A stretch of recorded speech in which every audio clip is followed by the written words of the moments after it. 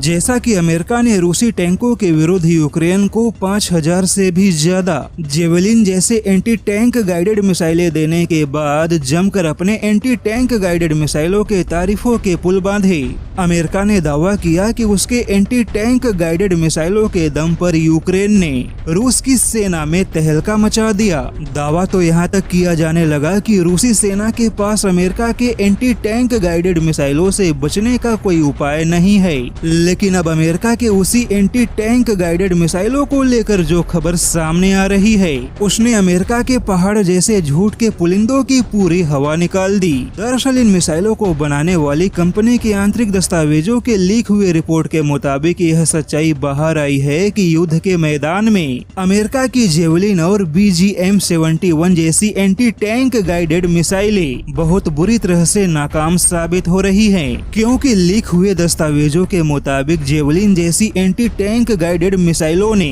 11 fire में से केवल 3 फायर ही अपने टारगेट को निशाना बना पाई, जबकि BGM-71 जैसी एंटी टैंक गाइडेड मिसाइलों का हाल और भी ज्यादा बुरा रहा, क्योंकि BGM-71 के 14 फायर में से केवल 2 फायर ही कामयाब हुए, जबकि 12 फायर तो अपने टारगेट को छू भी नहीं पाए। हालांकि इससे पहले अमेरिकी जानकारों ने यह दावा किया था कि यूक्रेन की सेना एंटी टैंक गाइडेड मिसाइलों का सही से इस्तेमाल नहीं कर पा रही है, लेकिन अब रेथियोन के लीक हुए दस्तावेज के मुताबिक यह साफ हो चुका है कि अमेरिका की एंटी टैंक गाइडेड मिसाइलों जैसी टेक्नोलॉजी, जिसे लेकर अमेरिका यूक्रेन के हाथों रूस को धूल चटाने के दावे कर रहा था, यह सारे दावे खोखले साबित हुए। हालांकि खबर यह भी है कि जैसे ही अमेरिका के एंटी टैंक मिसाइलों से रूस के टैंकों के निशाना बनाने की खबरें सामने आई, वैसे ही रूस ने अपने टैंकों में कुछ ऐसे छोटे यंत्रों का इस्तेमाल किया